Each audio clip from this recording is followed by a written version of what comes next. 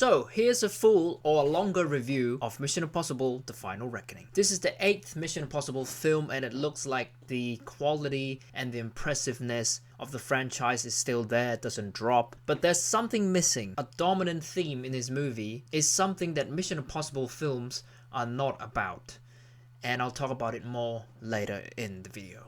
Ethan Hunt and the IMF team must track down a terrifying new weapon that threatens all of humanity if it falls into the wrong hands. With control of the future and the fate of the world at stake, a deadly race around the globe begins. Let's talk about storyline here. I think it's okay. It's generic and dramatic. We've seen something similar before, no matter if it's the superhero film or a post-apocalyptic or dystopian sci-fi universe. It's basically Ultron and other MCU movies where the story has to be about the world-ending event. I mean, Mission Impossible has always been about something familiar, but not to that scale. And the villain, the entity, the rogue AI, it's a bit boring. But the main point is not the villain. The main point is our IMF team, and especially Ethan Hunt.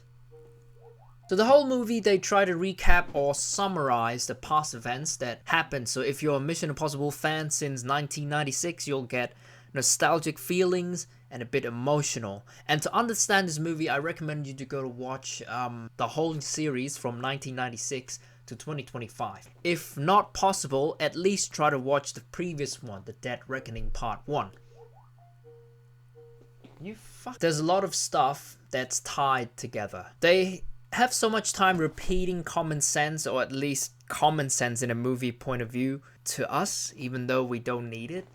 I watched this film in IMAX and holy shit, it was worth the money, every penny, especially for the action scenes. The sound design goes crazy for almost every scene. Tom Cruise does all his stunts himself, which is crazy for a man at the age of 62. Including this stunt and this stunt. The most intense sequence in the whole movie was when he goes underwater to retrieve something. That sequence is thoroughly conducted, like you just feel uncomfortable, claustrophobic, and frightened. And the whole sequence of that climax is insane. It's similar to Fallout, but I think it's crazier because he basically hanging off the plane and climbing it, and I just can't express it in words just how crazy this guy is. All the characters are basically the same.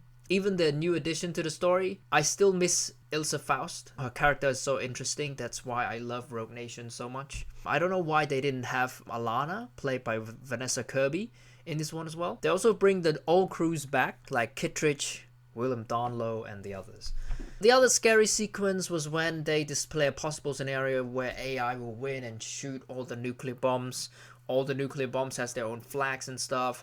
And you see the explosion and the aftermath to it. The sequence is so scary and the music plays a key role in it. The negatives of the film are boring villain. Both the entity and the guy named Gabriel. He basically doesn't do anything. He only shows up to remind us that he's still in the film. The other one is the film sort of lost its identity and become a generic superhero-ish and world-saving film rather than a spy action film that we've always got this whole time. From number 1 to number 6, this has always been the theme. You know, the villain wants to steal something through espionage, you know, spy or intelligence, infiltration, or through mole.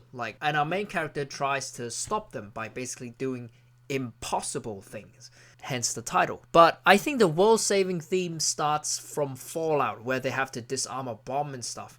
And then Dead Reckoning introduces fully to this rogue AI that can control and alter reality. Anyways, it's still a very good and solid movie.